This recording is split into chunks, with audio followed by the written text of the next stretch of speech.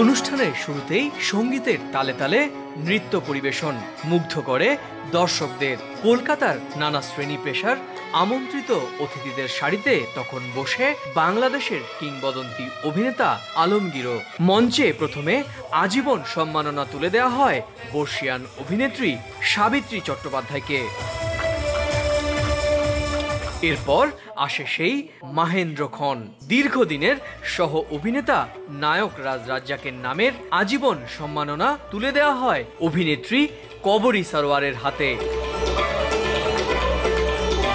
রাজ্জাক আমার সহকর্মী, তার অনুপস্থিতিতে আমি খুবই বোধ করছি। আজকের এই পুরস্কার প্রাপ্তিতে রাজ্জাক খুব খুশি হতো নিশ্চয়ই। আর আপনারা যে তার নামে এই পুরস্কার প্রবর্তন করেছেন, আমি আপনাদের অভিবাদন জানাই, ধন্যবাদ জানাই। যে আমরা আশা করি আমরাও একদিন আপনাদের পুরস্কার দিব আমাদের দেশে কোনো সুচিত্রা সেনের নামে কিংবা উত্তম বাবুর নামে, আপনাদের এখানে প্রখ্যাত কোনো শিল্পীর নামে। গত বছর এই একই পুরস্কার পেয়েছিলেন চিত্রনায়ক আলমগীর, তাই তিনি এবার ছিলেন বিশেষ আমন্ত্রিত অতিথি। আমি একজন অভিনেতা, আমি অভিনেতাই থাকতে চাই।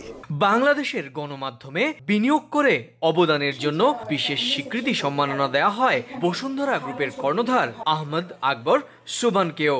যদিও তার পক্ষে এই সম্মাননা গ্রহণ করেন বাংলাদেশ প্রতিদিন সম্পাদক নঈম নিজাম। পশ্চিমবঙ্গের Bengal film and television chamber of commerce এই অনুষ্ঠানের আয়োজন করে। সুব্রত আচার্য, সময় সংবাদ, কলকাতা।